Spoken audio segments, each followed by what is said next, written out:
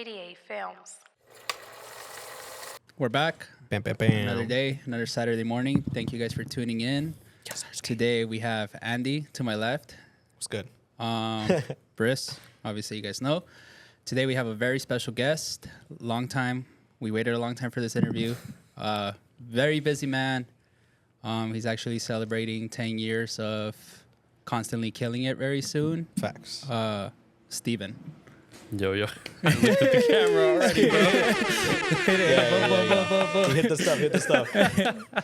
Yo. It's good. It's good. Hold on, bro. This is take one. Let me get the jitters out. Yeah, what up? What up? How are you? How's your morning? Good, bro. Busy? This is new. Have you ever done like an actual podcast or because I know you've done interviews, but is this like your first podcast or not? It's not my first podcast, but it's been a long time. And I think the last time that I had a podcast, I was at a different place. The brand was a lot smaller, still like very much, hustling on the come up type of thing. But it was with my boy, you guys probably know him, Easy Busta. Yes. Oh, Yeah. yeah. So it was with him. And it was dope. It was a good experience. So I'm kind of excited to be doing this again. Nice. You just got back from Paris. How was that? Amazing. It was with my one of my closest friends, Louis. It was his wedding. Oh, nice. So it was fun, honestly. was good? I want to be back there already. Yeah. Facts. I love Europe, but I've seen that they're gonna do like you need a visa now for next year or something like that. I read that too. Yeah. That would suck. Yeah, it's not that hard. I have a Brazilian visa that I went, got it, paid for it. I have it for 6 years. Yeah. But I don't. But now it's funny because for Brazil now you don't need a visa. It's when I first went, so it probably flip flop. I got my China visa just in time. Oh, nice. Before COVID and Yeah. stuff, because now it's so much harder. So you been in China? Yeah, I was there this year. Nice. How was that? It was cool. It was dope. It never like super far east, like Japan, China, like anything in that way. I'm just like. You don't want to go to Japan? I just like no, like it's funny. Everybody trips out because they're like you're in the center of like streetwear, but I've never like I rather go like South America or Europe. But go I don't to know. Japan, bro. Maybe You need to go to Japan. I mean, I feel like if you're in streetwear, fashion, sneakers, Yeah. you have to go. You have to go to Japan. I don't know. There's something about it. Maybe soon, but like there's something about like where I just like I'm like I'd rather go here. Like literally, there's always like that. You should go, bro. But yeah, you're celebrating 10 years, 2013. Crazy Yep. how time flies. I was telling Andy before this how like the first time I like officially met you was at Tierra Mia in Southgate. Oh yeah. With Brian. But yeah, like we were looking at your first tee, which was the ski mask with the guns. Yeah, I have that one framed at the office. Oh, Yeah. sick. Like, did you at that like when you started, like, did you think you would get to where you are now, like, eventually? I mean, it was always the goal, Yeah. for sure. I've always just had like a very deep self-confidence in myself and like in what I put my mind to. Yeah. So yeah, somewhere in the back of my mind, I always quote unquote knew, but you never really know as like you progress and you're going on, right? Like I was in school at the time, so my mind was bogged down with like classes and work and stuff like that. Yeah. And then after that, you have good years, you have bad years, you have good drops, bad drops, you have flops like entirely. Yeah. So you just really never know, bro. I mean, there's definitely been times where I've been, flying close to the sun. Luckily, I didn't burn out, but you never know, I guess. Yeah. And then for even that people that don't know you, obviously your brand is called Menace. If you guys don't know, did you get the name from your last name, or it was just something else? Yeah, no, it was from my last name. Yeah. And then even when doing that, like what made you like, I guess, choose like, all right, I'm gonna do a clothing brand, and like what drove that for you? Yeah. I vividly remember like the origin story kind of Menace. Yeah. I was just on Twitter one day. I was laying down in my brother's room. I was on Twitter, and then I saw somebody selling like wristbands, bro. Like you remember those like Livestrong wristbands? Yeah. I saw somebody selling this stuff, and at the time I was working 2 jobs. I was working Subway and PacSun. Those were my first ever 2 jobs. And this person was selling them for like $8, and I was like, damn, these are pretty cool wristbands. Like, it looks like it's a good like little thing that he has going on, right? Like a side hustle. Yeah. And I did some research, and it was like 8 cents to produce it and stuff. And I was like, you got to be kidding me! This dude's making a killing on this, Yeah. right? Like, And I just thought in my head, I'm like, I don't want to work these 2 fucking jobs anymore, bro. I don't want to be clocking in to Subway and Paxson and doing all this. I was like, I need to think about something that I want to do so that I'm just not stuck in this cycle forever, right? And honestly, like at the time, I wasn't thinking like really big or anything. I was just like, what are my skills? What do I like? What are my interests? And I mean, I love streetwear. I always knew how to do Photoshop and Illustrator and stuff like that. So I was like, it's like, bro, like make a t-shirt and see, you know, like let's do that. Yeah. So it just really started off that kind of need of like, I don't want to work 2 jobs. Yeah. And like, I don't want to be doing this. And I know that I like t-shirts, I like streetwear. Like, cool, let's do something. Let's see what happens. And then to the name, like the way that came about was I started the brand originally with one of my best friends, Ivan. He very quickly became not part of the brand. We're still really close friends. It wasn't anything bad. Yeah. But I just remember like we went through like a list of names and stuff, right? And the only one that caught my attention was Menace. Yeah. That was it. And I was like, yeah, I like it because of my last name. I like stuff like that. But I think for me, Supreme is probably the greatest brand of all time, in my opinion, right? Even though I've never owned Supreme. I've literally... Never owned a piece? Never. For real? Never Not in even my underwear? Life. No. No? Fuck. Never in my life. Fuck, that's crazy. That's actually crazy. I've never owned a Supreme piece in my life. I've been gifted one, but... That was like by an ex-girlfriend, and I don't know. But like I just love the simplicity of the single name, right? Yeah. Supreme. So I was like, I want something like that. That's Menace. Simple. Yeah. And boom. That's how it came about, basically. Yeah, I remember when I first heard about the brand was the T-shirt, and it was through my brother first, and then Danny, little Danny Lopez. Yeah. And then I always thought about when we met, I was just like, yo, that's crazy. Like the name Menace was never like taken. Like and that's a good name, you know, like that sounds, but that sounds streetwear. Yeah. And that's one thing that I think is like so great about the name is like, it sounds like a streetwear brand. It actually, so in back, like I want to say the 80s or the 90s, there actually was a brand called Menace. It was like a skate team. Yeah. Apparently, I didn't know this at the time, right? Because the brand literally just went bankrupt or defunct. Yeah. Before I was even born. But apparently it was pretty big and it was pretty influential. But that's part of the reason why I don't touch skateboards or why I don't touch like direct skating culture. It's kind of like as a respect to like the people that came before me. Nice. Because I had no idea about them at the time. But somebody had brought it up to me like just years ago, kind of not early on, but like sometime in the middle, like, oh, does this have anything to do with the Menace skate team of the 90s? Yeah. And I was like, nah. So I did some research and I found out who they were. And yeah, like, that's part of the reason I don't do skateboards. I don't do like skate culture exactly like that because I just don't want to like infringe upon something that was there before me that I can't necessarily call myself a part of that culture. You know what I mean? Although I tried skating at a certain point in my life. Yeah. My first ever email was like a skating email. You know, like those just dumb emails. Facts. But yeah. So to answer your point, like. It was, but then it wasn't. Yeah. And then that's when I came along. And now, you know. Yeah, so 10 years now, and you're going on your 10-year anniversary. You have any big plans for that? Yeah, I mean, we did the 8-year anniversary party, and that was dope. We didn't do a 9-year just because we were really busy at the time, but this year we plan to throw like another big like event like that. Nice. I don't know if any of you guys came to the last one, but that shit was crazy. The 8-year, I think my brother actually went to it, and I was in New York, and they all showed me pictures. I was actually surprised because he took my little brother, and I was just like, what the fuck? And I trip out because I'm like, yo, why is my little brother out? Yeah. But I forget, you know, again, we're older now. Yeah. But that's in September, right? Yeah, it's in September. We celebrate officially 10 years on September 17th. Oh, nice. So I don't know if the party's going to be that day, but it's sometime around that time is what we're planning for. Nice. Yeah, we're working on our 2-year, which is crazy, in October. So, yeah, you know, like we were literally talking about it before. We're like, damn, this is crazy. Like consistency shows because you've gotten big collabs now. Yeah. And it's not even just about the collabs, but it's just cool that your work is getting recognized by like the LA Galaxy, the Blue Beetle. Yeah. Like, to me, that just shows that if you're consistent about it and don't give up, like that's just hard work paying off. How do you feel about like 2 years? Honestly, it's just trippy because, like I said it before, I just wasn't at the start. I wasn't fully into opening a sneaker store because I was just kind of like over it. But it wasn't like I don't know, like it wasn't something that was in my. I guess in my bingo card. Yeah. Like I wasn't trying to do it, but then, you know, just having fun with it, building a community, and then just kind of realizing like, oh shit, like I'm good at this. Yeah. Even though I already knew I was good at it, I just kind of was over it. But then now I have like a whole, I don't know, a lot of responsibility, but I just like how like kids feel about coming in here. And I think that is very important to me, where like the kids, the families, and seeing how they love the store. I'm just like, all right, cool. I don't do it for the bread. I do it for like these people coming in and being like mad happy. So yeah, it trips me out that we're going on 2 years, and me and DC were talking about it.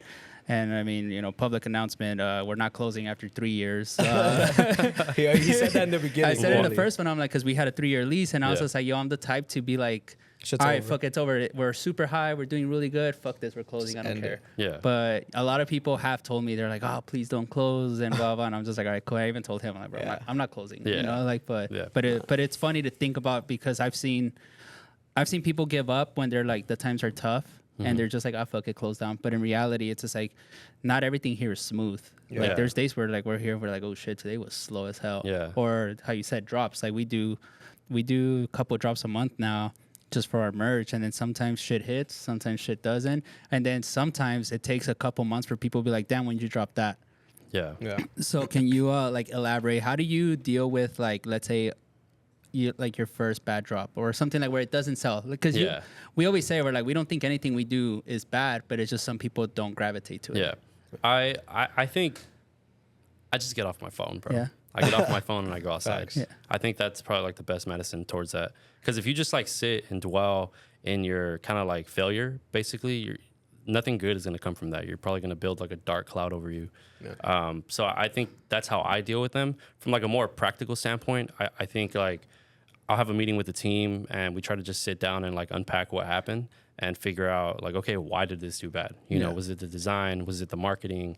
Did we not have promotion on this? Like, what could we have done better? And it's, you know, very kind of like common sense, right? Yeah. Like analyze the problem, find a solution, and then apply that towards the next thing. And then I think that's probably the only thing you could really do, bro. Yeah. Like, what else can you do, really? Unless you want to go, you know, gun-ho and, like, spend a bunch of money on ads and seeding and all this stuff. Yeah. There's really nothing you could do. I feel like as a creative, that's the thing that people kind of forget, is that what happens to your product once you put it out is completely out of your control. It's your job as a designer or creative just to bring this to the world, and then it's other people's jobs as consumers to decide whether or not it's for them or not. And if it's not for them, that's okay. It doesn't mean your product's bad. It's like you said. It just means there could be a whole list of factors as to why something doesn't do good. It could be the day you drop, some famous celebrity dies, and everybody's talking about that. Yeah. It could be it's not the right weather. It could be you're in the wrong freaking part of the country dropping this, right? Yeah. Like, I'm not gonna go to a Republican part and drop like some super democratic thing. You know what I mean? Like, it's just not gonna work. So there's a whole lot of reasons as to why things don't work. Yeah. And you know, I would say when people sit in their failures, they convince themselves that they're the reason, and that's just not the case. No, yeah, that happens here with like fake shoes. Like if somebody brings you a shoe, and we always have like the shoe could be real, but your mind is already like on, oh shit, like I want to make myself believe that there's something wrong with this shoe. Yeah. The shoe could be 100% real, but your brain's already like, you're programming it to be like, yo, there's something fake. So you triple, quadruple check it. But you know, the shoe's real, but your mind is I always tell people the mind is very powerful. And if you make yourself believe something or dwell on something, you could fuck your whole day, month, year up just with one sitting. Yeah. I like to live my life like through these like little isms. Yeah. I think one of them that I like to repeat to myself is don't let a bad moment turn into a bad year or something like that, right? Don't let a bad moment turn into a bad day or a bad week or a bad year. So that's kind of, I apply that towards like bad drops or just things that flop, right? Like, it's a moment, move on, just forget about it. And that happens, bro. Like, there's products sitting at the office that it's just like, man, this was my favorite part. This, like, literally I remember I did a denim jacket. It was my favorite product in like the entire collection, and that shit failed. Like, there was nothing I could do about it. And I'm just like, this was a good product in my opinion, but people didn't like it. So, And then obviously you've been doing this for a very long time. What would you say is like a way that you've just stayed consistent to where like you're still around, you're still relevant, doing things and stuff that's like meaningful? Like, what would you say is like, I guess, your like tool to make sure it's still going? I think for me, it's that I'm not greedy. You know, I understand the value in kind of taking like absences or just extending my shelf life a little bit. And what I mean by that is I think when people are hot, right, they want to be everywhere and they want to do everything. They want to chase every trend. Yeah. They want to do X, Y, Z. And I think like that's cool, you know, get your bag and do what you got to do. But in this game, it's not, you don't want to have a cool brand for 2 years. You want to have a cool brand for 10 years. Yeah. You want to have a cool brand for 20 years. And I think the way that you do that is by just staying authentic and staying true to you and what you want to make. So like in my case, I have always had this idea that my trajectory was never going to be like I guess like a parabola, right? Like just like overnight. Yeah, skyrocket. I never really chased that, and I've had very clear opportunities in front of me to like kind of do things like that. Yeah. I always knew that it was just going to be kind of more like a slow, steady, straight like elevation to the top, right? Yeah. And I'm not even at the top yet, but and yeah, and that just comes from like discipline. That just comes from like not getting, you know, thirsty or greedy and wanting to capitalize on every single opportunity. There are, you know, don't drink from every cup that's handed to you type of thing. Yeah. And I think that's how you really extend your shelf life and you're able to, in my case, you know, be around and be relevant for 10 years. Yeah. For me, I wish I could say that some people like noticed earlier, right? Mm-hmm. Some of these collabs came sooner, but everybody's road is different. Everybody's journey, you know, is different. Some people, like I said, some people are hot, you know, within a year and then they flame out by year 3. Yeah. Some people are never hot. Some people take 10 years like me, right, to really start noticing this like impact that we're having. Yeah. But there's nothing wrong with it. It's just, it's your journey. I think embrace that and you'll be fine. You know, I think comparison is also the thief of joy. So if you're always constantly like, oh, look what they got going on. Like, how do I get that? Like, let me change what I have so I can get there. Yeah. I think what people fail to realize is when you're comparing somebody, they probably just did what they wanted to do on their terms and eventually got there too. Yeah. And they probably have their own, you know, their own comparisons. Yeah. And I don't know. And that's why I go back to greed, because I think just constantly wanting this like hunger for more might be the detriment to a lot of people and they don't even realize it. Yeah. So just staying disciplined and maintaining that appetite is, I think, good. Yeah, I think that happens with us. And I think we've like, as in like store-wise and even like bleeding onto a brand now, we think about like a steady incline. We don't think about like a jump. We're always just like, oh, you know what, let's just keep going. And one thing with us is like we have fun and we just... It's becoming where like whatever we like to do is becoming a thing for people, and that's sick. You know, like people are working out, people are running, people are fucking playing basketball. People are even just coming to hang out. Like to me, that's like the best thing. Like when I see people here just chilling, like all over the place, and I'm just like, all right, cool. Like what we're doing is working. Yeah. And the thing about it is like there's no scheme, there's no like we're hiding anything. We're pretty transparent with everything we do here. Yeah. And I think with you, one thing I've noticed is like you definitely have stuck to what you like. Yeah. And the brand is like an image of you. Yeah. Because I always say that to people. I'm like, yo, like that's like streetwear, you know, like what you're doing. It's just like a lot of brands always just like, all right, let's do this. Like how you said, like they capitalize on certain things. But with you, I'm just like, oh shit. Like, and again, like you said, like I don't know that you have failed projects. In my head, me looking above, I'm like, yo, this was crushing it, you know. But it happens to everybody because.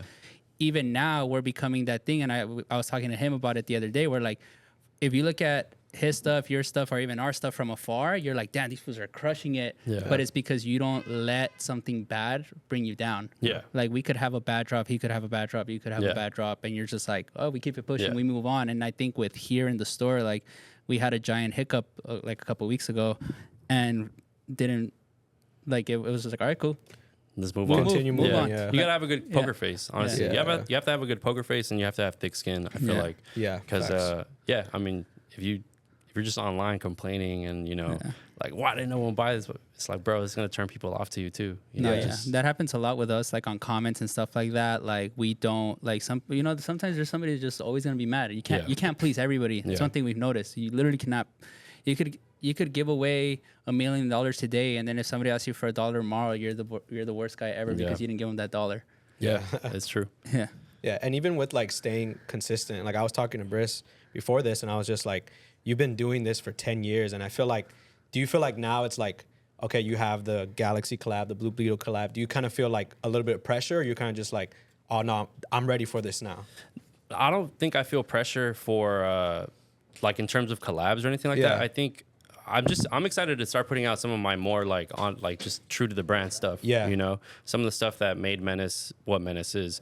And it's not that we haven't been able to get to that because we have the collabs, right? So now that the collabs are out of the way, we're gonna start dropping some more like I'm wearing some of the pants that we're gonna release pretty soon, and like they're my favorite pants, bro. I'm wearing these are my only samples. I shouldn't be wearing them, but like I'm wearing them anyways. You You know? wore them to the Galaxy thing, right? Yeah, I wore them to the guy. I wore them like, bro. I'm wearing them all the time. Yeah. And you can see that like I love this product that we're doing. So I'm excited to show the world. Yeah. So it's not that I feel pressure. It's more like excitement. Like it was cool. I think the Galaxy stuff and the Blue Beetle stuff was more kind of like casting a wide net. Is that because obviously, you know, that's introducing me to a new audience. It's introducing me to a lot of opportunities and stuff like that. So I'm casting the net and I'm really like, you know, spreading the message that I believe in, which is like Latino representation. Yeah. And making sure that people are aware of that, right? Yeah. But I think like the inline products and the stuff that made Menace what Menace is, and honestly, it's an evolution too because I have a new team. Like, there's just been so many changes this year. This is the stuff that's really gonna like pierce through and cut through all the noise and just show people like, look, like, because realistically, not everybody has to agree with my message, right? And I'm fully aware of that. I care about my message. It's my brand, so I'm gonna utilize my platform how I want to. But if you don't agree with it, there's absolutely no problem with that. Like, we don't have to be enemies or anything. We'll still go get a beer at a bar or something. Yeah. So this is the stuff that like it keeps everything grounded, and that it's still streetwear, it's still fashion, right? But you know, my message is my message, like I said. So I'm just excited, bro. I'm excited to like finally put all that stuff out because we've been working really hard, man, and it takes a long time. I don't think people realize how hard it is to make like a garment sometimes. Yeah. Bro, it's a pain. Like one thing with like you with the brand and everything too is it's like you believe in it, and again, obviously it's been 10 years, but the reason I say believing in it is because there's people that have brands that don't even wear their own stuff. Oh yeah, bro. Like I'm just like that's insane. Yeah, I don't understand that. So like with you, and then even like a big inspo of mine right now that I look from afar is Clint with Cortez. Yeah. And I'm just like, bro, this man's fucking crushing it. Yeah. And like again, he's about his stuff. And I remember when he came to New York, like a lot of people that I followed were like, yo, why is he in New York? Blah, blah, blah. Like, but that's just him, you know? Like I feel like he spreads his message and that's what he's pushing. And same thing with you. And it's just like, I always tell people, I'm like, yo, there's people that I know that will make a brand, never see them wearing it. They're spending it all at Rodeo Drive. Yeah. What they're making. I think as a consumer, you know who you're supporting and you understand where your money's going to. And if you just are constantly kind of seeing that from, you know, somebody that you support, that's up to you, you know. But like my money like goes back into my brand, bro. I live, eat, breathe my brand. And I love it, bro. I think like you need to find something that makes you feel like that. And if you're just not, if you're not about it 24/7 or just, you know, you're just not that deeply invested, it's going to show, bro. Yeah. And you can't hide that. And something as simple as wearing your clothes is like the big thing, right? Like right now I'm wearing all Menace. Down to the socks, boxers, everything. Yeah. Yeah, no, that happens with us too, where like I always think about it, like I've been getting rid of a ton of like my streetwear clothes or like designer clothes, and then I'm just like, oh, I could just make this now. Like, I have access to I could just do my own. That's the thing too. That's the thing. When you start making clothes, you look at everything a little bit differently now. Yeah. You're like, why am I gonna spend this much on something that I could just make it?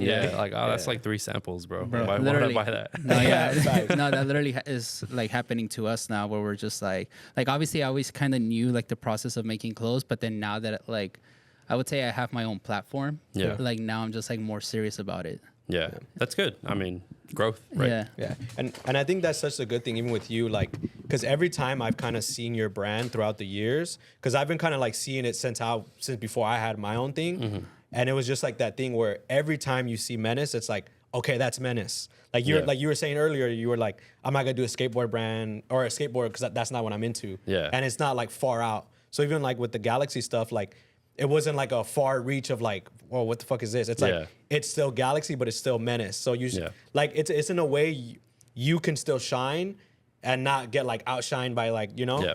And what's so like good about that is the same thing you were saying in the beginning, where maybe someone was like, I don't know who Menace is, but this jacket's hard that he made. And then you're like, it's the same thing where you're like, and hopefully that bleeds into like, oh, let me do my research. Let me see what the brand is. And you actually got some like good shit. Yeah. So like how important would you say that is to like just make sure that you don't kind of get off track with doing stuff like this? Because I know some people could, where it's just like, but this is what they want me to do, or but this is what's cool. Like, how do you make sure you kind of stay grounded with all that? I think just like setting your boundaries early and often, right? Yeah. In this case, it's a collaboration, so that's why it's setting a boundary, because it's a partnership, right? Yeah. In any partnership, there has to be a give and take and a compromise. So I think in the terms of with Galaxy, like when we went into that, basically what I told them was like literally this: my job right now and what I want to do is to deliver you the best collaboration like that the league has seen. Yeah. That's what I want to do. That's a subjective thing, right? Like whether you think it is or where you think it's not, that's fine. All I know is that MLS said that about the collab, so I felt I felt really proud about that. Yeah. But that was just my goal. It's like I want to make a collaboration or a product that it's not. People aren't going to be like, what is this doing? Like, why are we doing this? You know, like this doesn't make sense. Because especially nowadays, you see all these random ass collaborations that doesn't make sense. It's just like, why do I want to wear a fast food brand? Like, well, I'm, no shots to anybody, right? But like, why would I want to do that? Yeah. And damn, they're gonna use this soundbite whenever I get a fast food collaboration. But the good thing is like you're gonna make sure you do right by it. Yeah. So it'll be a good clip. Like stuff like that though. I just think there's collabs nowadays that is just kind of like, why are we doing this, right? Yeah. So I didn't want to do that. I wanted this to really be a Galaxy product through my lens. That's kind of how I looked at the collabs. Is like, what would this product look like if I designed it versus how do I put both of our logos together to both equally promote? I don't care about promotion, bro. Like if you look at some of the pieces, they don't even use my logo. There's no way you know that that's my product unless you like look at the tag. Yeah. And I think like if you can kind of as a designer or creative remove that necessity to like have your name everywhere, right? Yeah. And I think it kind of stems from like an ego thing. If you can remove that ego from the design process and just understand that like not everybody needs to know who you are or know your name, then you're gonna open up a lot more opportunities or options for a design and like how you approach your product. So in the instance of Galaxy, like I think what we wanted to do was something that you could wear. You could definitely wear if you were a Galaxy fan, but you could also definitely wear if you just were a normal, just a streetwear person, and you liked how this looked. So that was the balance that we had to find, and honestly, I think we hit it pretty good. So. No, you guys did great because it was a good collection. My favorite piece was the hoodie. But yeah, even going to the thing how it was set up with like all the jerseys and stuff like that, I was just like shit. But yeah, it's like you essentially designed it to your liking, but obviously through them. And like even like the vintage, like a lot of people don't know, like the jacket you did that one's like a 90s vintage jacket, you know? It's inspired by their jerseys. Yeah, because like from before the whole like gentrified logos, before like, you know, MLS low-key had some of the best logos back in the day, like when they first came out. What was your favorite piece from the whole collection? Like if you had to pick one, what was one? I would say it's probably the nylon jacket or the hoodie for sure. Yeah. Those are my. I think the nylon jacket, bro, because I could wear that a little bit more. I think. Yeah, no, and it's cool because it's funny that you said that they said it was the best collab because I'm pretty sure you're well aware Babe did the Inter Miami one, and I was just like, somebody was like, "Oh, you're gonna buy this," and I was just like, "Bro, I'm not gonna lie, I'm not a big fan." The reason it's gonna hit is it's not even Babe or Inter, it's Messy. Literally. No, I saw somebody had responded to that and. They just said something funny. I just again, this is me just being like I like if I like something, I like it. If I don't, I will never like talk shit about it. Just be like, not for me. I just think you could just tell, bro. Like if people go into a meeting and just kind of like, all right, this works. All right, call it a day. Boom. Yeah. And that's just like not how we do things, bro. I refuse. Like down to the last like month, bro. We were still making changes to certain things, and it's just like to me, and sometimes this is to my detriment. It's not, you don't know when it's ready, right? And this is like a PSA to creatives and designers that perfection equals paralysis, basically. If you're just always trying to like be perfect or try to do things like so meticulous, you may never move. And I feel like that was happening for this collaboration, but you know, it came out. Luckily, everything went smoothly, and you know, the rest is history, so to say. Yeah, facts. Well, that's a good way to end the first half. We'll take a little break, and then we'll catch up with Steven. All right, bet. We're back. Little break, little food. Little Whopper girl. I had a I don't know what I had. I don't have any food, so. Oh, I'm sorry. sorry, King. No, over here we're getting the budget up in a bit. Where our meals, they're like scheduled Yeah, for low-key. everything. But yeah, we'll get back to more of your work. You recently did a Blue Beetle. Yeah. Yeah. How'd that come about? And before I bashed the movie. No, I'm just kidding. No, Movie's good, bro. People have told me. Is it out yet already? It Yeah. came out, and Yeah. I'm like a superhero fanatic, and I love movies like in general. But I try with every DC movie. Like I try, bro. Like I really try. Like Zack Snyder, Justice League cut, watched it, solid. Flash, Black Adam, Superman. I watch all of them, and I'm always just so disappointed. And especially after this Flash one. Like this Yeah. Flash one, I was just like, bro, what? I haven't seen The Flash, but I didn't hear Wait, good things. it's on Max now. You could watch it there. It sucks. I wasn't a fan. I wasn't a fan. But yeah, people have reached out to me that know that I love movies, and they're like, yo, bro, it's going to change your mind. Yeah. No, The Blue Beetle's a great movie, bro. Yeah. I mean, we're Latinos, Yeah. so you're going to like it. Yeah, for no, real. like a lot of people have told me to watch it. And I'm like, bro, if I don't like it and you make me go watch this, but now you It's told good. me. It's good. for real. So how did that collab come about? Because I saw the shirt and I was just like, bro, the shirt's actually ridiculous. Like in a Yeah, good way. Like bro. I'm like, yo, it's crazy. Like you snap. Yeah. Like it All looks over like print. thunder. Like I was just like, it says Menace on the Yeah. thunder too, or the lightning. Yeah. It just came about. They hit us up maybe like, I don't know how much I can say actually, but they hit us up A while ago. They hit us up What you like can. a little bit closer to the tail end of everything, and that came about because Muela, he had contacted like Brian and was like, "Yo, we want to work on something with a brand." And kind of basically asked him like, "Do you know anybody?" And Brian was like, "Bro, I have just a person. Like I Yeah. know exactly who to hit up for this." So that's how Brian connected us and put us all together, and then we got the collab like that, bro. So shout out to Brian for he's a huge part in like why this happened. So. Brian's always been like a connect the dot guy. Yeah, no, I mean I told Brian all the time like you need to be like an A&R, bro. Yeah. Like you need to do something like that. Like you have too much of a network to not. He has a network, but I feel like he's always just like this, and it's just like kind of like I feel like maybe down the road, like like Mario. Like Mario took a bit, but now he's actually like making a lot of moves. Like he's always made moves, but now it's just like now he's like he knows what he's like. All right, this is my network. Yeah. Let me go on. Yeah, he'll do it eventually. Yeah. And even going with like the collab, like what was your train of thought, your creative process when making the tee, making the hoodie, Yeah. like to make sure that it matched you and it matched the movie as well. Again, I let go of this idea that I absolutely needed things to be branded and have Menace, right? Even though the t-shirt is branded, it's more artistically done, right? Yeah. So when we were just coming up with like the sketches and trying to figure out exactly what we wanted to do, I did a lot of research. Me and Brian actually had gone to King Taco in Maywood. We set up like shop there and just started working on the tee, bro. Had our laptops out and everything. Burrito Mojalo right there on the side, like all that, bro. Sick. That's a movie. And we're just like doing research, bro. Pulling up a bunch of archives, pulling up a bunch of like old comics that showed the character, and I gravitated a lot more towards showing the character like angry and mad and like and just having more of an emotion, right? Versus I think when you look at more of these like corporate collaborations like that, it's just kind of like a logo and literally just showing the character like standing. That's it. I don't know, just planking or something. Yeah. I can't even explain it. And I was like, I don't want to do that. Like this guy has to be doing something.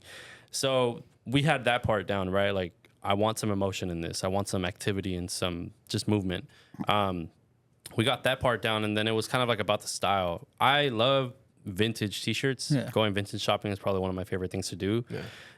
And so I love these like oversized like prints, right? So honestly, bro, when I look at the t-shirt, it's nice now, but I'm excited to see it in 20 years. Yeah. Because I think that's easy. one of those t-shirts that I'm going to see on like one of these racks one day. Yeah, facts. Like, oh, this was the DC Blue Beetle collab, or not even, they might not even know it's a collab, but like, this is just merch, bro. Yeah. Like, this is dope product. So I wanted that oversized print, bro. And that was the thought process behind it. And we landed on what we landed on just because it was cool. Like we tried to get them to show us the movie early.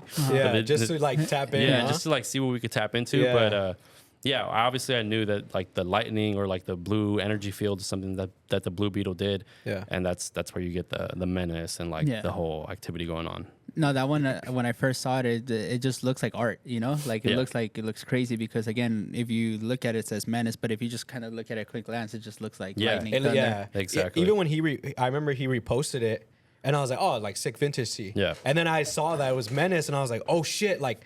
But that's how you know you executed it like correctly, because it reminds me personally of like a vintage like DC when they would do the jumbo like prints and stuff. So it just like, I don't know, bro, you did definitely a good job at that.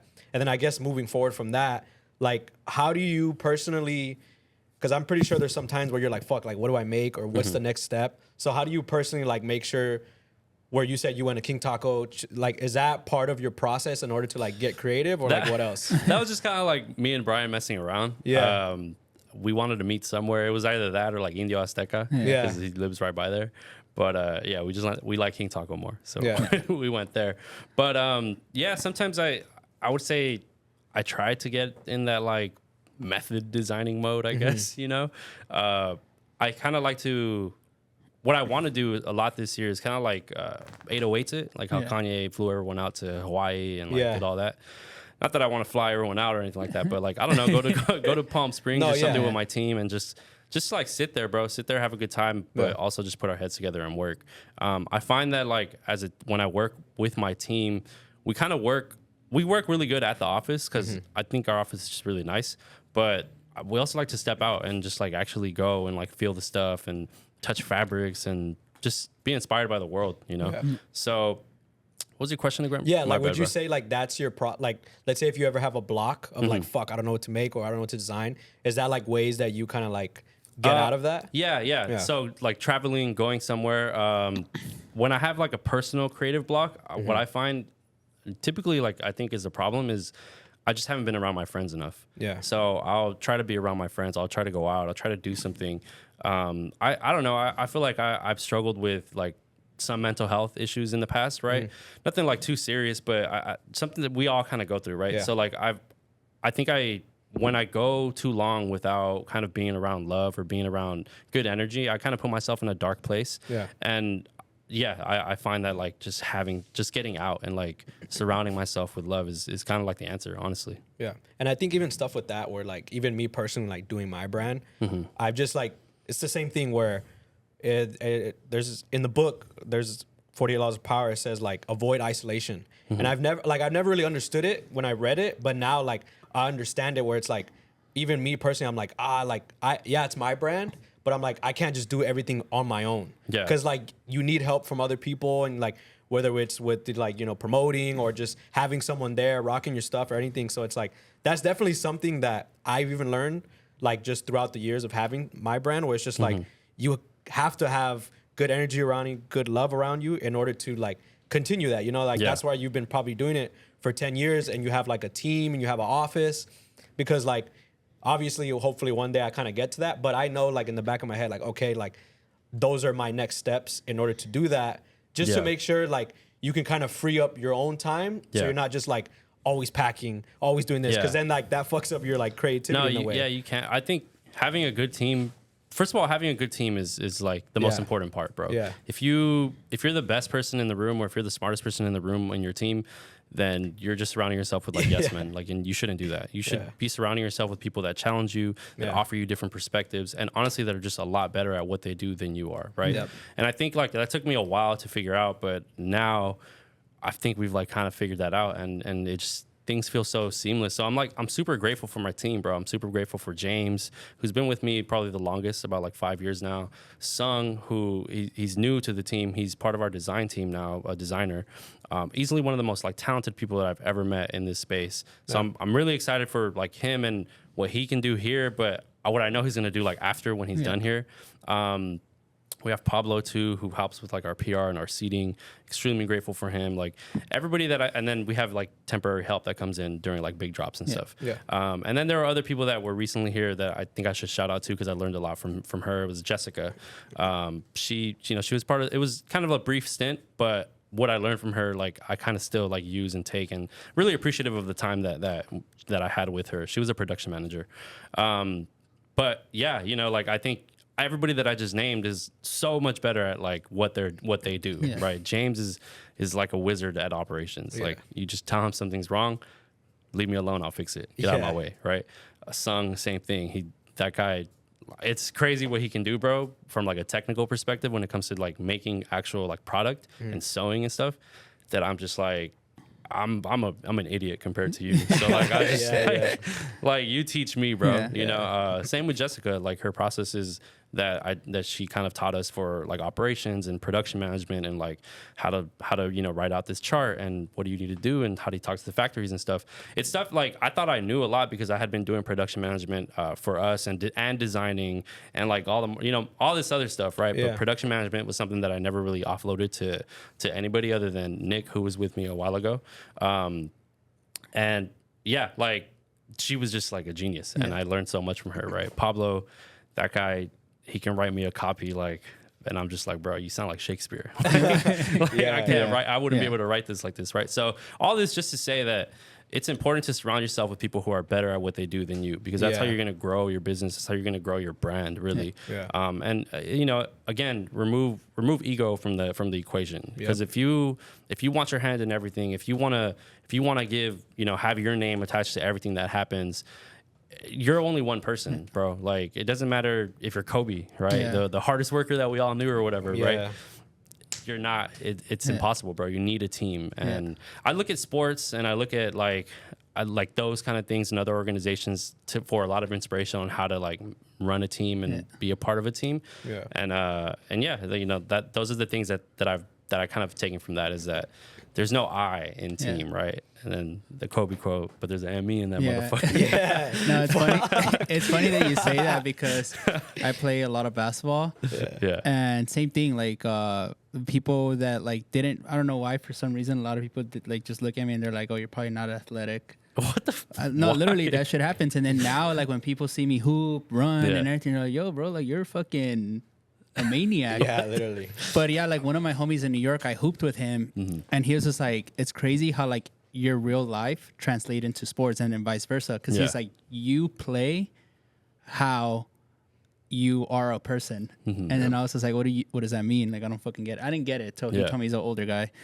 And then he was just like, you're a pass first facilitator. Like you make moves, blah, blah, blah, blah, blah, blah. LeBron. Like, but they're like, but if everybody sucks and you have to score, you're going to score. And then I was just like, well, that's just the way I've always been. Like, I don't like scoring. Like, I could have an open layup and you're right there. I'm just going to be like, here you go, King. Get the point. But then going back to real life, I'm like, I mean, I guess you're right. You know, like I could make all the moves, but if I have to do something and I must, I'm just like, But that's even same thing. Like, it always just, like, all my friends always trip out on that. They're always just like, how do you do all this in real life and then do all this on this side? And I'm just, again, it's like how we said it with like our lifestyle here turning into like this store is just, I want to say it's a lifestyle. And that's one thing with you too. It's just like your brand is just you, like with your team, but like, it's just like, it's your lifestyle. And I think I'm always grateful for that, where I'm just like, yo, like I'm doing something that I like truly am into. And I'm blessed to be able to like create that platform and share it with the world.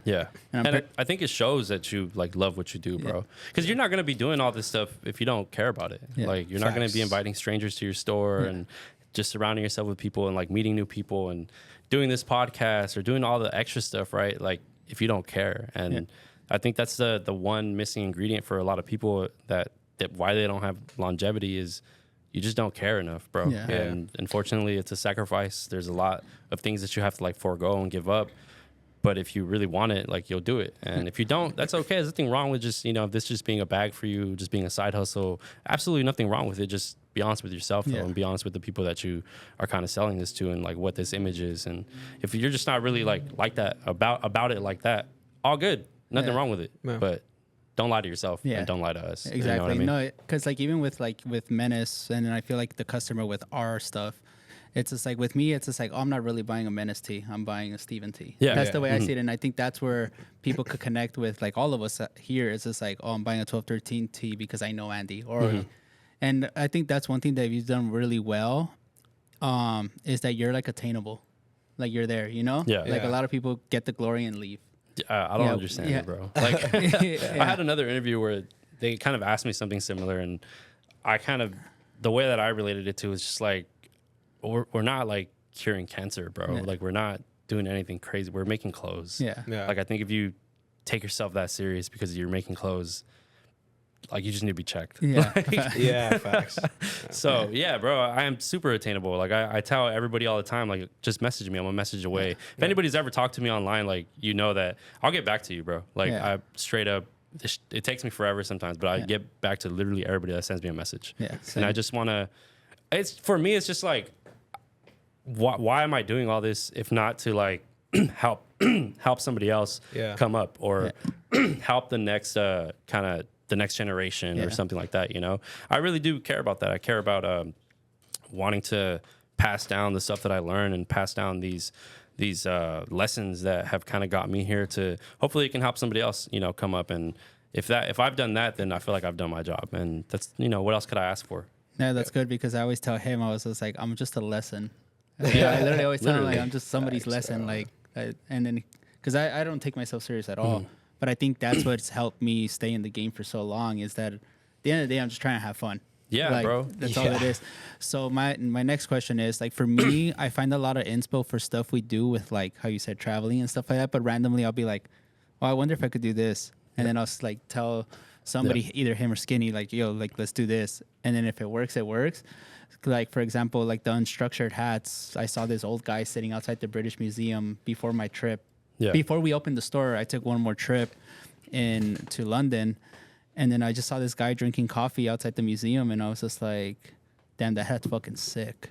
But it just like, it was aged. That guy probably had it for 30 years. And I was just like, I need to recreate that hat. Yeah. Like, Did you recreate it? Well, it became the big Syndicate logo, but just like the unstructured, like 5-panel. Yeah. I wanted it like that. I was like, I want to see this thing worn. Like, I want to be the guy. I want to be that guy in 30 years. And they're like, oh, look, the hat's cool for the next kid. Yeah. So how do you how do you find inspo like for your design? Everywhere I go, bro. Like I just kind of. Anthony Bourdain is somebody that I really like aspire to eventually live like, hopefully in my life. Sick. And so traveling, bro, traveling or just being around and like looking at the real world, but honestly experiences, bro. And like, I wanted to kind of backtrack a little bit as to why I'm so adamant about, you know, being attainable and like being accessible. And this kind of plays into your question too, because I had an experience actually where I was like in a room, bro, probably some of the biggest people, like some of the biggest celebrities that you can think of right now. I remember being in this room and just being made to feel like I wasn't, not necessarily that I wasn't wanted, but like there was somebody in that room that definitely made me feel like you don't belong here. And I'll never forget that experience. It was very early on in my life or in my career. I'll never forget that experience. I remember just like going home for that and thinking like, I'll never in my life make somebody feel like that ever, no matter how far, how great I get. Never ever, like everyone belongs if they're around me. And so that was like a pivotal moment for me in my life, right? To be like these people kind of take themselves that serious, and that's fine. No, whatever, that's your life. It won't be me. And bro, so that's why I kind of make it a point to like, if you have a question or if there's something that I can help you in, or if I can be a resource to you, please utilize me. Even if I don't know you, I'll still, like, I'm never going to hold it over your head. I'm never going to XYZ. Like, I want to share this with you type of thing.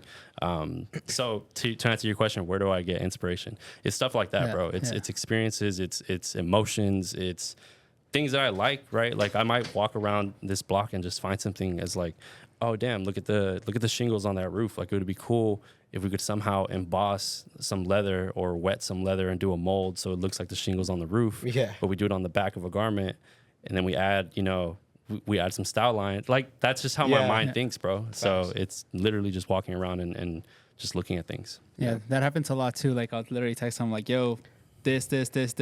Yeah. Just because I'm like, all right, cool, I found the inspiration. And it happens a lot where like I'll literally be like, yo, this and this and that. A lot. Like literally I'll just be like, and it's usually, as crazy as it sounds, is usually when I'm just like walking around by myself. Yeah. And then that's one thing that I feel like a lot of people don't understand is everything is an inspiration. You know, everything you do. And I think it's like you just do it because you love it. Yeah. And I think a lot of people, again, like they're so quick to like think like, oh, you did this, you did that. But I'm just like, I just did it because I just did it because I fuck with it. It's just an interest, bro. Like sometimes it doesn't have to be that deep or that serious. It's just, I like how this looks like, or I see a color, right? Like there's yellow and there's red outside. I'm like, damn, those colors are bright. Like I might want to do something like that. Yeah. So it just really depends, bro. It depends where, honestly, I think a big part of taking inspiration is you have to be humble. Yeah. You have to be humble enough to allow something to inspire you and be open to in taking that information. Because if you're just kind of walking around, and I go back to like surrounding yourself with love and being in a good mental place. Yeah. Because if you kind of like have this dark cloud over you and you're blocking yourself off, you're not as susceptible to taking in this like information that's all around you. And there's information all around you at 24/7, bro. There's you have to remember that this mic that I'm speaking into is somebody's life's work. Yeah. Like there was an intentional decision to leave like The to have this lines like and everything. plastic mold over it. And why is this kind of like a woven cross hatch like pattern in the mic? Like that's an intentional decision by somebody, right? If you look at a spoon, like the first person that ever invented a spoon, why did they do that? Yeah. Why is it like half of a bowl, right? Yeah. Like and that's just being humble and being open to like asking yourself these questions. Being curious, I think, is also a definitive word for that.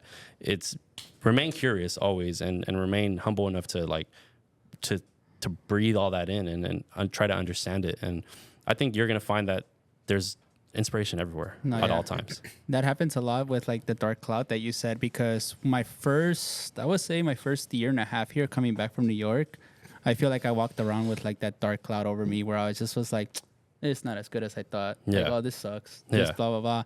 And that was me just being like, obviously in a different, again, I don't like bringing up mental health, but it's just like, I was like a different spot in my head where I was just kind of like, this is not for me. Yeah. But then I was just like, you know what? Fuck this. Let me look at the positive and take off the negative. And I was just like, all right. I literally like sat down and I was like, this is the negative. This is the positive.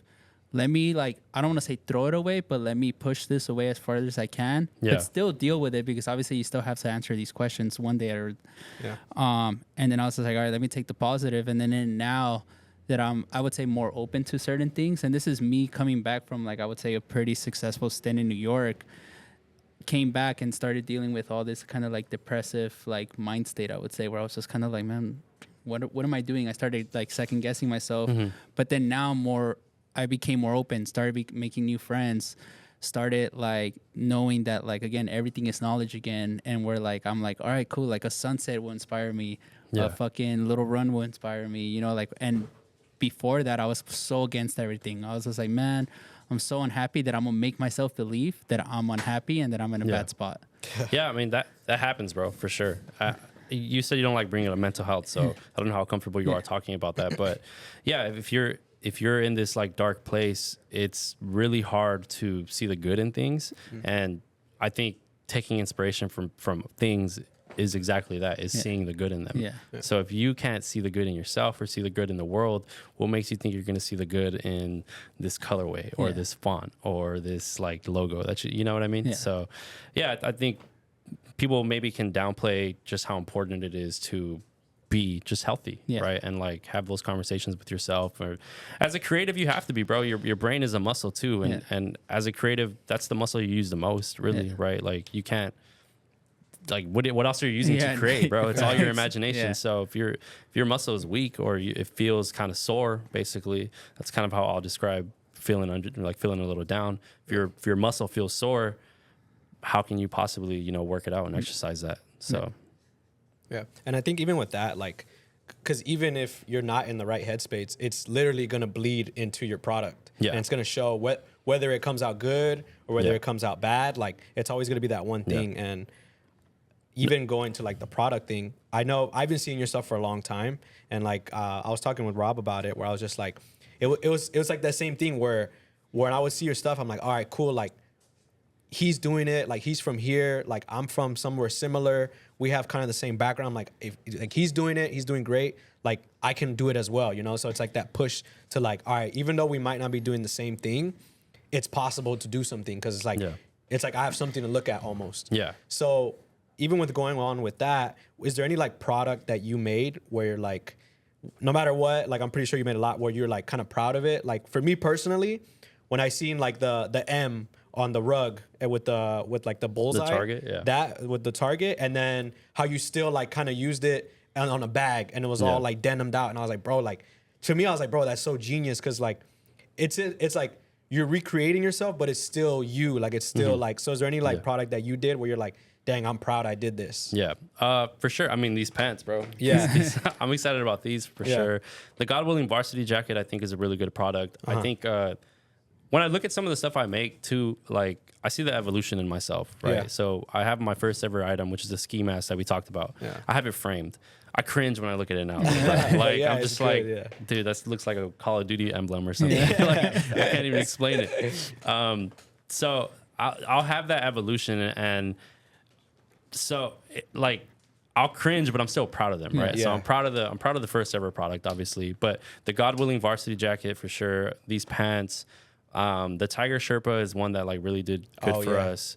The Beverly Hills Gun Range hoodie, like how could I not mention that one? Yeah. That one's probably like our box logo. Yeah. I haven't done it in a while just because guns are they became controversial, and we actually lost like a really good opportunity because of that one design. So why I haven't dropped that, it's because of that.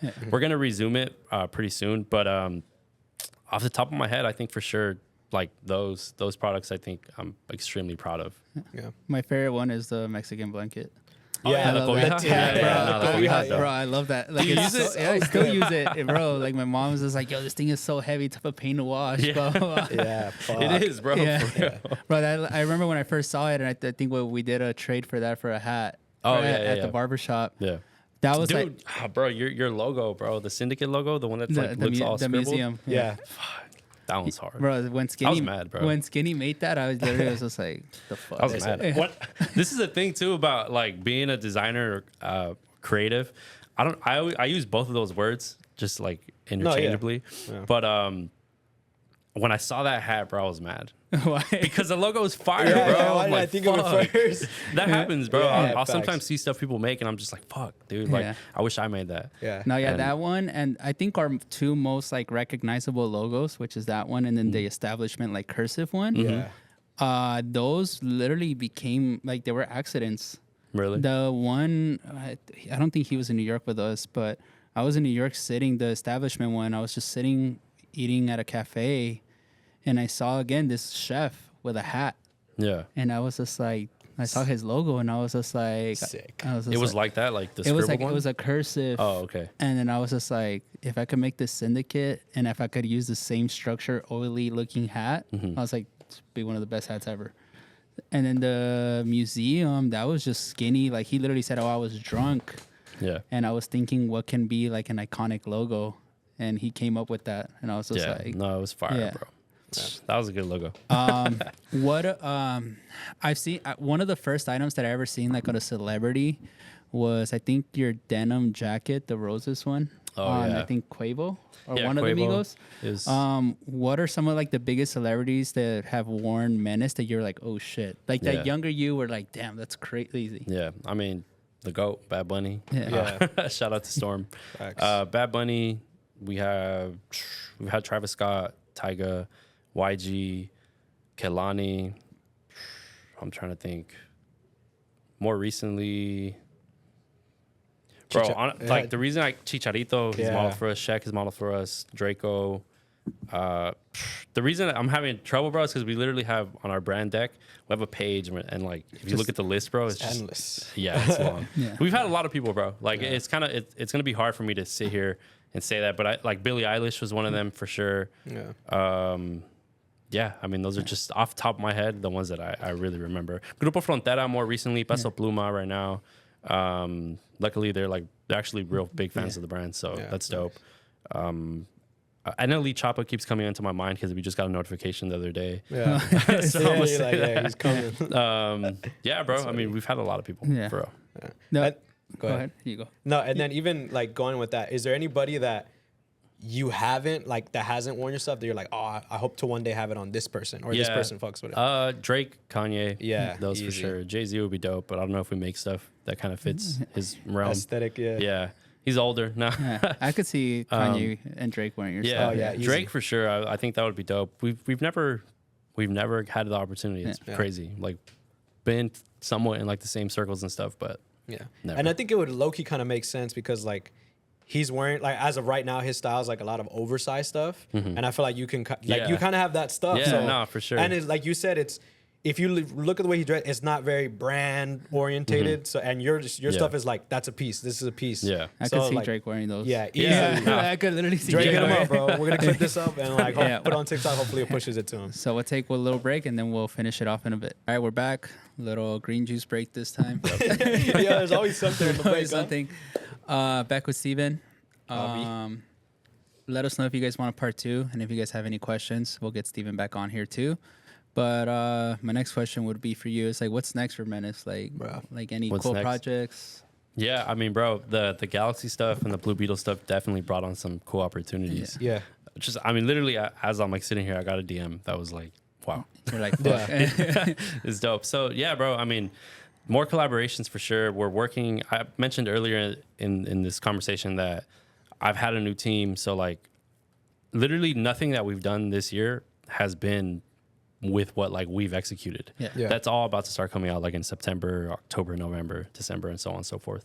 So I'm excited about that stuff because I think it really shows like an evolution in the brand. And like, I think I've come to be as like a honestly, I'll look at this stuff and I'm like, yeah, bro, I feel like an established like designer on this, right? I feel like we're actually making product that it's just way more timeless, less about like logo and flair and all that. It's just like, this is good product. And it's more, if I could compare it to a brand, it's more of like a Stussy approach, right? Yeah. Stussy is just, they've just been, bro, steady killing it like for the last 30 years, I think at this point. And you know, like it's just good, bro. Like there's nothing, it's good. It's good product, well made. And that's what this upcoming like chapter of Menace is going to be. And it's, fitting that it's happening at the 10-year mark because it just feels like kind of like a change of power or something like that. So I'm excited about that, bro. I'm excited to really show all the stuff we've been working on because it's been a long time coming. It's been a lot of work that went into this, a lot of like mental power that went into this. And I'm really proud of it, bro. So you guys asked me earlier, like, what's some of the stuff you're like really proud of? Yeah. If I could, bro, I would say a lot of the stuff in this collection is Yeah. like, that it's dope. Like I'm excited to show this. Yeah. That's coming soon. Yeah, I mean, it's gonna start coming in September, and it's just gonna gradually release as the year goes by, and just be a lot more consistent with it. Because if you like follow the brand this year from like January, from like March, or honestly the entire year, like the first 3 drops, they weren't even drops, bro. They were just like one product at a time. Yeah. And that came about due to it was a we were victims of circumstance. There was like delays or just stuff didn't fall through how we wanted it to. So we just had to keep the wheels turning, and we did like the God Willing varsity jacket, then we did the embossed shirts, then we did the patches pants, and then I think we did the spider web hoodie, right? Yeah. But that was all just one-off products each time, and I can't sustain a brand of my size of just doing one product at a time. So definitely had to like hunker down and just kind of like take it a little bit easier through the year. And we had like a little hiatus, bro. I didn't do anything from like March till whenever Galaxy dropped, basically. Yeah. Or we had like a t-shirt before, or like 3 t-shirts before, as literally as like we need to do something Like right fillers. now. Yeah, we need something because we've just been away for so long and people are kind of losing interest. Yeah. But yeah, bro, after this drops, it's just going to be way more consistent. And I'm excited for that, man. Seriously, it's a new chapter in the brand. And it looks different as a small rebrand as well. Like it's dope, bro. No, yeah, with your collections, one thing I've noticed is like it's evolution, and then it's always something new. Yeah. Like you could tell, like, and then also you're excited about it because I see all your posts. But it's always kind of sick to see, like, all right, cool. Like, I remember your first jacket to, like, your newest jacket. And I'm like, bro, there's, like, evolution in the cut, the distressing, and all that stuff. So does that, like, how do you go, like, where do all those ideas come from when you're like, yo, let me redevelop this? Yeah. I mean, historically, right, I was the only person designing for Menace at all. So before they would just come from like life, bro. Like I don't want to continue to repeat myself, but that was where I would get inspiration from, is like just a lot of like surfing, like web surfing, not like actual surfing, like web surfing and like looking at, just images and references and vintage shopping again. Like I love vintage shopping a lot. So looking at washes and like certain cuts and things like that. As of lately though, because Sung has been like such an integral part of my like design process, he's definitely opened my eyes to like the importance of like going out and like going like looking at these fabrics before you even start like anything, right? Like looking at fabrics.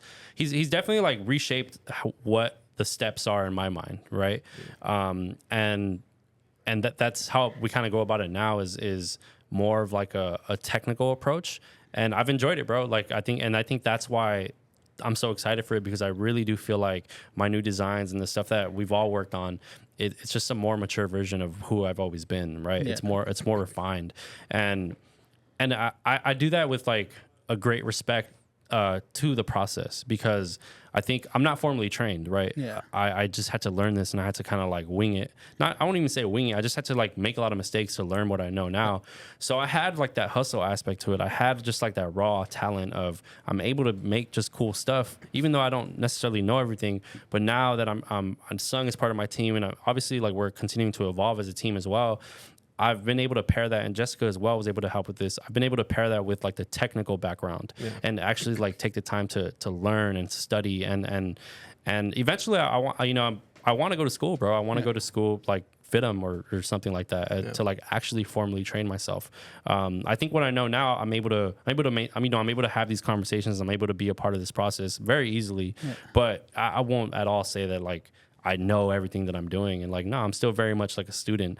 I just happen to be a student with 10 years experience. So, pair that and try that, like what that looks like. Yeah. I feel like all of us were going through that because we're like the first. Yeah. Like, especially like with our families and stuff like that. Like with me, it's just like the business side of it. I'm just like, bro, I'm going to make a lot of mistakes because bro. it's my first time. And this goes back to like socioeconomic backgrounds, right? Like us as like Latinos, it's like you said, a lot of us are usually the first in our family to do a lot of things, right?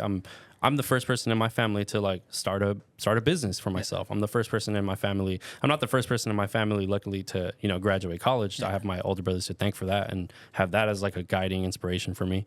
I'm the first person in my family to start a business. First person in my family to like utilize really like creativity as like a real kind of career. My older brother Freddie, who was like pivotal in my life to showing me how to use Photoshop since like middle school and like Illustrator, he's creative as well, but he's also technical because he knows how to code and like he does websites and does stuff for other companies. So it's not necessarily the same thing as like literally taking an idea from my mind and making it a tangible product. And that just goes back to like how we're raised. I think like other cultures and other families or other people of different levels in life, they have that ability to rely on their dad or their mom or uncle or something like, hey, like what are the lessons you learned when you were starting your business or when you were coming up, right? I've never really had that with unfortunately, like with my family, just because, a classic story, bro. My parents, they're not from here. They were born in El Salvador and Nicaragua, came over here like literally, they crossed the border, right? They came here illegally, and now they're citizens, luckily. But it's a different. I think it's a different dynamic, and that's why it's so important to me to tell my story and tell this story, is because I know there's a lot of people out there that are watching this that can relate to this, right? That can probably they probably wish like, damn, I wish I had a mentor. I wish I had generational like wealth in my family or generational like things like that in my family that I could just lean on, and I'm like living proof that like you don't need that. Like you can be the person to start that for your family. And that's really what my motivating factor is for all this, bro. Like if I don't end up, accomplishing everything that I want to, but I'm able to help out my family or I'm able to buy my parents a house, which I haven't been able to, right? Like it kills me. That's like my driving factor. Then I think I would have succeeded if I'm able to accomplish those things. But yeah, bro, like not to like, go on and on about this, but I'm really passionate about that kind of stuff. Yeah. And I think that's like so important because like even with me like doing my personal brand, it's like the same thing where from the beginning my parents are like, what are you doing? That's not making like, it's that traditional thing like go to school, get a job, blah, blah, blah. Yeah. And then like now them seeing me do everything, they're like, oh, mijo, I'm so proud of you, blah, blah, blah. Yeah. And it's also like what I always kind of like have in the back of my head is like, I'm like, okay, like they came here as immigrants, they crossed the border and it was tough and they made a life for themselves from that. And I was like, I already have like a head start. Like I have more opportunities than they do. So like I should be able to do more. And then even just hearing your story and everything, it's like the same thing. Like I always kind of like the way I design is just like stuff that I saw growing up, where like hanging out with my brother's older homies and like seeing how like fresh they would dress, brand new white tee, brand new hat. And I'm just like, I always kind of tell him and we like laugh about it because I'm just like, bro, I'm just making everything that I saw from you guys. Like that's how y'all dress. And like, I hope to translate that into my brand and my community. So I feel like that's just like such an important thing that you said, because it's like, once again, it's showing you that you're obtainable and like what you are doing is obtainable. It's not like, oh, but that's him. Like, I can't do that. Like, he came from this. I can't do that. It's like, it's showing it like, where even now you're kind of like becoming a designer where you see all the technical stuff and this and that. Where me personally, like, I went to school for that and I dropped out because quickly I kind of saw like, you know, I'm not like, this is not what I'm trying to do. Like, they were trying to teach me like, oh, this is how you make a dress and a skirt. And I'm like, yeah, but what about what I want to make? Like, what? And they never kind of taught me that. So even you kind of just saying that, I'm like, all right, bet. Like, it's still possible. And there's still like more work to be done. Yeah.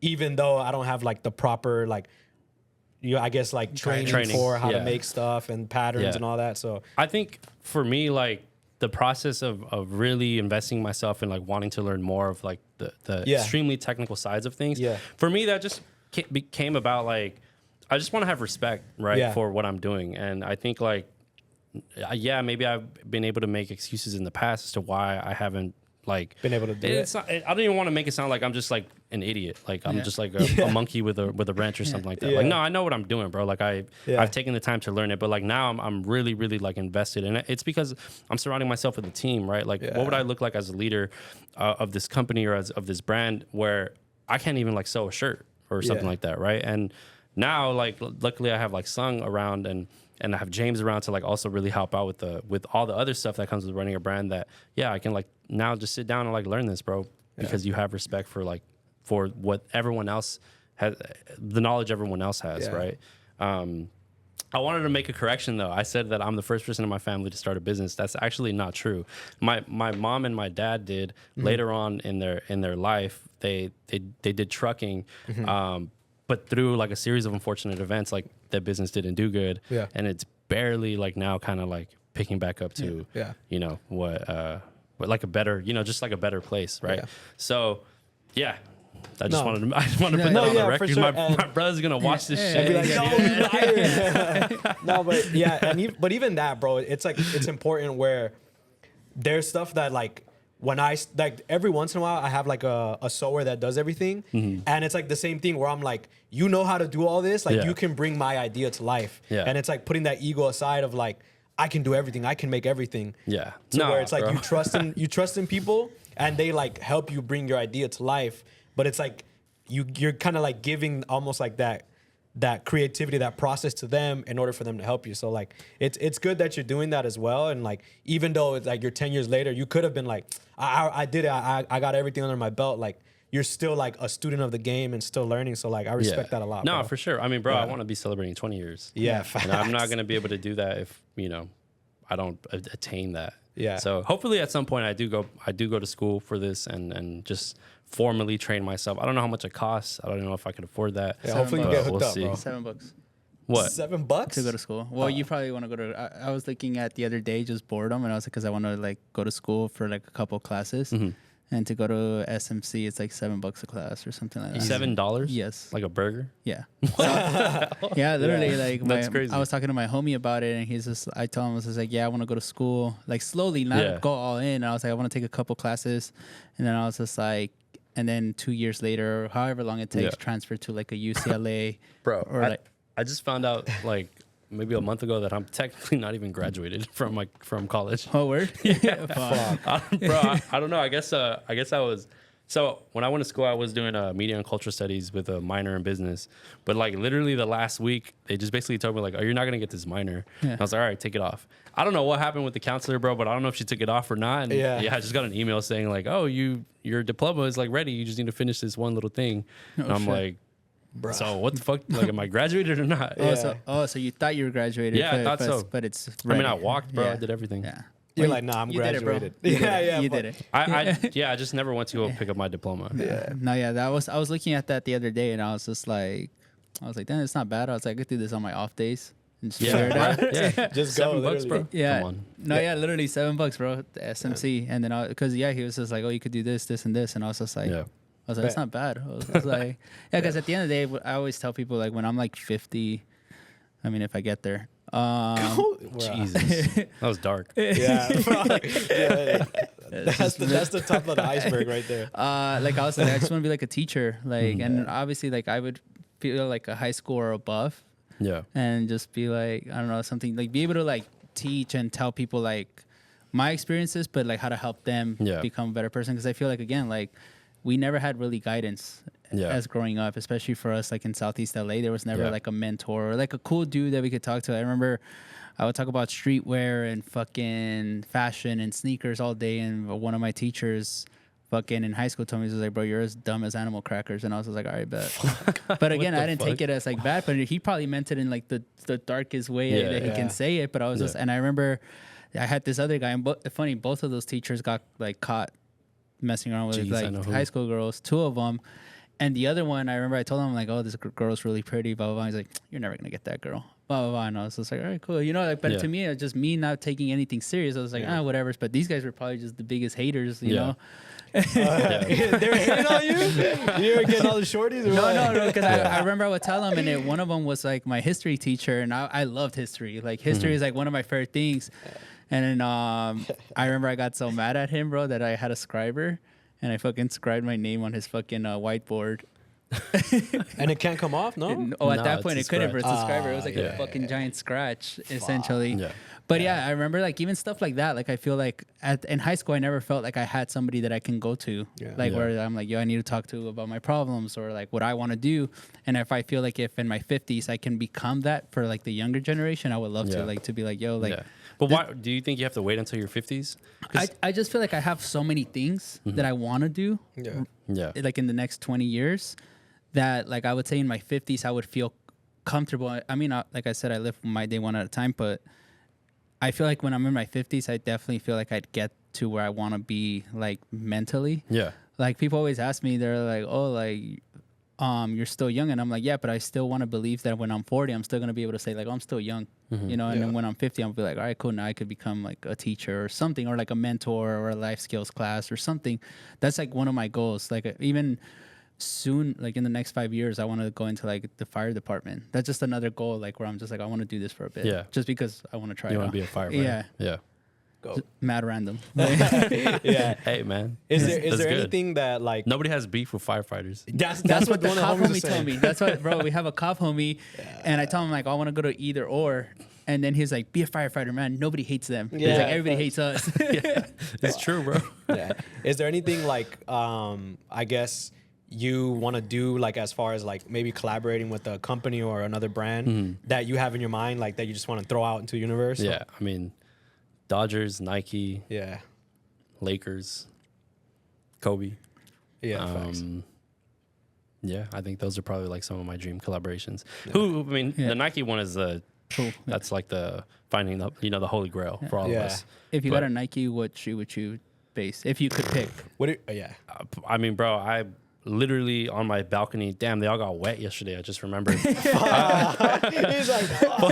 shout out Hillary. I have my like Air Force One graveyard right now. Well, now it's a graveyard, but yeah, it's just like lined up. Yeah. So Air Force One, bro. Air Force One. Yeah, Air Force One for sure. And going back to like that, like your dream, like who are some of like I would say? Damn, I just thought about the design too, bro. Yeah. That's what I'm thinking too. Like I'm like, because even in my head, I'm like, damn, I wonder how he would do a Dodger collab, a Laker collab. Like, because I know you would do right by it, because like I'm pretty sure you've seen them growing up. So we have one day without speaking on it too much, we got hopefully some LA what would you call those? LA staple organizations. Yeah, I'll say that. Nice. So can't wait to see it, bro. Nah, you'll get there. Yeah, 100%. Yeah, I'm pretty sure. Who are some of like your favorite or like not favorite, but like some designers that you look up to that you're like, well, I mean, bro, I have to like talk about Spanto. Yeah. Spanto was in. I'm gonna try not to cry, right now, but Spanto for sure. Yeah. Yeah. Yeah, that was like a big hit for LA, I would say. Yeah. Yeah, I remember like nobody could believe it. Like it was crazy. Yeah. You were super close with him? Yeah. And I even think that's good that you're like still like you're kind of like running that same. My bad, bro. Gotta take a break. Yeah. Yeah. We'll take a little break. Yeah. Yeah. Yeah, go ahead. We're back. My All bad. right. We're back. No, all good. All Yeah. good. Yeah. No, Spanto for sure was like Yeah. one of my biggest inspirations. Probably, honestly, like the closest thing that I kind of had to a mentor. Yeah. In terms of like streetwear and fashion, and I just really appreciated him, bro. Like he was one of those people that really showed me, you know, the power of community and the power of like just being real, being authentic, being you, and like never being too cool or anything like that. I'll never, you know, I saw him like 2 weeks before he passed away, and even then, right, like my lasting kind of like memory of that night is everyone's trying to get into his party. It was like a private event or something like that. Everyone's trying to get in, and like clockwork, it never failed. Anytime that, you know, he would see me specifically, but I'm sure he did this to like a lot of people too. It was just like, if he knew you were family. And I was outside with James, and, you know, just me, and, you know, saw me from across the room in the crowd of everybody. And he just like, bring him in, bring him up. Right. Yeah. And, you know, it never got old, bro. Yeah. That feeling never got old. Spanto was like, to us, I think, in my opinion, I put him up there with like a Virgil, right? Yeah. Like, especially in LA, like that's how I saw him and what he built with Born and Raised. And I revered him, bro. I revered him to his face. I told him plenty of times just how great I thought he was, and like how he was the GOAT of LA. And he's my favorite. Born and Raised is my favorite brand, right? It still is. So, yeah, bro, I think Spanto, somebody that I look up to, is not necessarily too much as a designer, right? But as like just a community builder, a community leader, just a leader in general, somebody to like look to, and like when, I mean, bro, like you could go on our mood board right now. It's a big ass, you know, Born and Raised picture right there, and that's been there all year, bro. Since before he passed away. And yeah, bro, I think Spanto is somebody definitely that I looked up to as like within this space as a creative. Other people, other brands. I mean, Supreme, Stussy, Fucked. I liked Fucked. Yeah. I love like his Eric Brunetti. You know, I don't know him personally. I know people have had experiences with him personally, but from the outside looking in, I love like his attitude and approach to things. So if you kind of see, like, design is definitely important to me. And things like that, right? Like the aesthetic of it and the design and the technical aspect of it is really important to me. But equally as important in my journey and my story is the message and the community and how well you're able to foster this like, this thing of yours, right? And impact other people in a way. And I think if you can do that in a positive way, then you're better than the best designer in the world that wasn't able to do that, right? Because I think, again, bro, if you're just making clothes to make clothes, it's selfish. But if you're making clothes or do anything to help empower people around you, then that's beautiful to me, and I think it deserves its flowers. And that's why Spanto to me is like, my GOAT. Yeah. He's the guy that's going to be up there. No, yeah, it's like learning from like the people that came before you. Like I feel like that's a big message. Like community is more important. Like for us, I always tell people, I'm like, yeah, you know, like at the end of the day, yeah, we have to make money, but in reality, the first thing that comes first is just like the experience, the community, and all that stuff. So if I could inspire a kid to just be a better person, that's like our number one goal here. It's just like not everything is about a come up. Like there's like people that have seen like, oh, you gave me $250 for that shoe and you put it back at $250, and I was just like, I'm like, made the next guy happy, made you happy, we're good. But even like with like you said, like the message behind your brand, I feel like with us, people like feel some type of way in a good way, like when they get the Cindy tee, get the Cindy hat, or even get the Cindy product, they know that there's, I would say, I don't want to say maybe morals behind it. Like, you know, like we stand for something. And I feel like with us, I always say, like, I think I've said it multiple times, where like, I feel like we're the underdog store. Like we're not funded. There's no crazy money behind us. It's like, if we take a big hit, we're going to feel that big hit. If we fuck up one day, like if I can't make a customer happy and then I get like a bad Yelp review or bad DM, I'll ask DC. Like DC will be the first one. I'm like, yo, what happened here? Like, why is this guy unhappy? Like, why the fuck, blah, blah, blah. And again, it's like you can't please everybody, but I want to know why I couldn't please you. or why Yeah. I couldn't, like your experience Yeah. was. It hasn't happened a lot, but every Yeah. time it's happened less than 4 or 5 times Yeah. where I've messaged this person or tried to make it better, or even like reached out to the person. I'm like, yo, what happened? Blah, blah, blah. I think it just goes back to like what streetwear actually is, bro. Like you're interacting with people, right? It's streetwear. Like, Yeah. you can't be unattainable in streetwear. And I think people need to remember this. Like Virgil to me is another big inspiration, Yeah. right? Yeah. Like I love Virgil's platform. I love what he stood for. And I think like, you know, the black community, they have like such vocal leaders. And I think it's so admirable, bro. And I think like us as like Latinos can really take a lot and learn from the Asian community or the black community and how they really like band together and inspire themselves. And like when you have leaders like Virgil that literally made it his mission to like leave this door open for the next generation of black creatives to come in and break down even more doors. I mean, bro, I think that's so admirable. And like in some ways, like I'm almost like jealous. It's like, bro, like we've never really had that like for Latinos, I feel like, right? And so Virgil is another person that I would put up there, right? As somebody that really like was about what he spoke about. And to that point too, he started off just printing tees, bro. It was just t-shirts. Yeah. Like the essence of who Virgil was as a high-end designer was still very much a streetwear designer. It was still very much like the tee, the screen, you know, he was a screen printed t-shirt guy sitting in the creative offices of Louis Vuitton. Right. Yeah. But it was still the essence of him was street. It was the culture. It was us. So I think that's why Virgil's death was also like very impactful for a lot of people for that reason. And Virgil's like another GOAT, in my opinion. People saw the community, like you said with Spanto, Virgil. It's just like it's more than just like a cool design. It was the community that was behind it and the people that believed in the message. All streetwear is. You're nothing without your community, bro. If you're this like just secluded, too cool guy, like let me buy chain, let me do all this other stuff, right? Instead of actually just growing this community, like that's not gonna resonate. It's cool, right? It's admired, like people. It's aspirational, but it fizzles out, bro. It's like everything, you know, everything shiny loses its luster eventually. And, you know, only the real shit is like what lasts. And you look at like Virgil, you look at Spanto, you look at like Nipsey, you look at all these people that Kobe, right? Like they were the real part of them, which was wanting to continue to help the next generation or grow or like help other people. That's what we remember. We don't remember the cars. We don't remember all that other shit. We remember how the somebody. message. You always remember how somebody makes you feel. That's the one thing. Like I said earlier, I'll never forget the feeling of not feeling wanted in that room that I was in that dinner that I was in. That I couldn't even believe I was in there, right? But I'll never forget that one person. Of everyone was nice. It was dope. But that one person that made me feel like I didn't belong. I'll never forget that. No, it happens where like I've had a situation like that, or multiple situations where I just feel like, damn, like I walked out of this room feeling like shit. Like I'm just like, damn, that really happened, like shit. Yeah. But you know, I'm just like, all right, cool. You know, like how you said, I never want to make somebody feel that way. Yeah. Like where somebody would just shit on you, and you're just like, all right, cool, I can't shit on this person. Yeah. Nah, bro.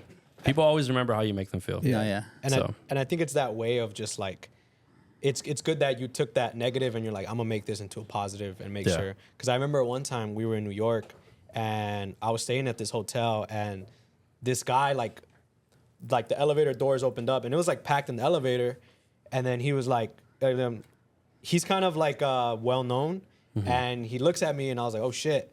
Like this is the dude. Yeah. And I was like, oh, he's like, oh, you going up? And I was like, oh yeah, I'm going up. He's like, oh, you're not coming in here though. And the elevator door was closing. And then just from that point, I was like, all right, bet. Like I'm gonna make sure, like, hopefully, like down the line, whatever happens, like the same thing, like not to make anyone feel that way.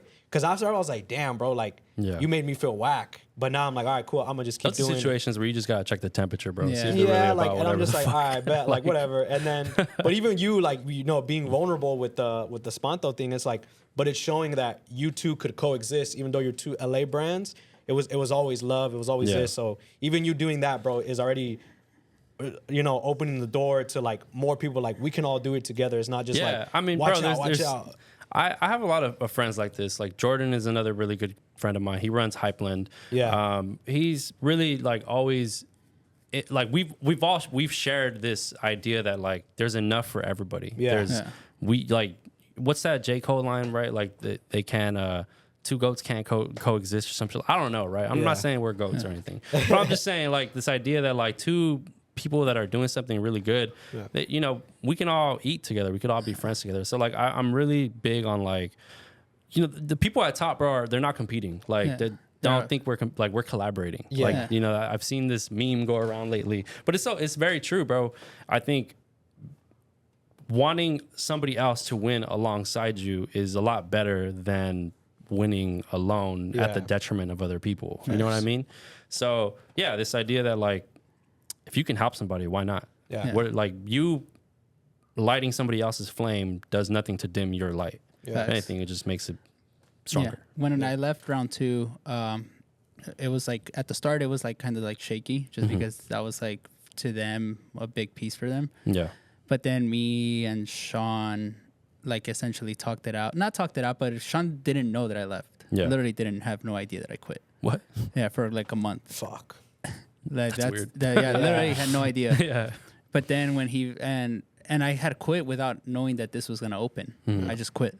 Yeah. But then after when we opened this, me and him had a talk, and we were just talking about like, yo, like, because at first there was like some people saying certain things like, yo, this happened, blah blah blah, just kind of like hate. And I told Sean, I'm like, bro, like, why do we have to hate on each other? Like, if we just help each other out, the economy can stay green for everybody. Yeah. And I was just like, why am I gonna stop from people from going to round 2? I was just like, you have different product than I do. Riff has different product than I do. Yeah. And I was just like, if we all can just like coexist, I was just like, the economy will stay green.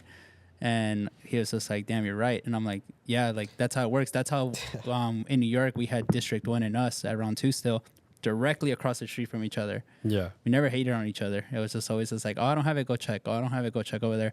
The community there on Stanton, I always tell people that community there is where I want this to get there and also rise above it, because that shit to me was just a special time. Like I was just like, holy shit, like it works. Like there's 2 competitors and we're best friends. Yeah. Yeah. So with Sean, that's the same thing here. And that's why I always tell people here when they come in here, I'm like, I give them a roadmap. Like, I'm like, go here, go over there, go over there. Welcome to LA. Blah, blah, go this way, go this way. And that customer is going to be more excited than, let's say it's your first time in LA. You come to Syndicate and you're like, yo, where else can I go? And I'm like, I don't know. Yeah. I mean, Like, you're going to be like, what the fuck? But if I give you a whole roadmap, you're going to be like, yo, that store was fucking sick. Yeah. You know, like that's good. That's good that you guys were able to do that. Yeah. I know sometimes it doesn't always happen like that, bro. No. You know, sometimes people go their separate ways and you guys are mortal enemies. No, with round 2, it's definitely always been love. And then same thing, like they support us, we support them. But I feel like I support everybody here. And like, if I can help somebody out or put somebody on, that's like my biggest goal. Yeah. That's good, bro. Never lose that. Yeah. For real. yeah, I think it's good. Chris. He's like thinking about everything. I'm like, oh, fuck. Nah, but yeah, I think that's a good way to end it off. Yeah. You have any message for the new generation or for anybody? The new generation. Jesus. I don't know, man. Be yourself, I guess. Yeah. I mean, yeah, but like that me goes a long way, squirming. bro. No, it Literally. Simple as that. I mean, it's just take whatever I say, take it with a grain of salt, right? Like, I don't have all the answers. I'm still very much a student. I'm still figuring this out on my own. If what I am saying here today can help you and you can apply it into your journey, great. Please do. If it doesn't work for you, then you know you're the decider of that. And you know, shit. Hopefully, I'm back here and we do this again and we talk about other stuff. But Let us know. We'll put some questions down there. I learned something, so hopefully you guys do. And with that, don't forget to like, comment, and subscribe. Follow Steven on Menace and everything.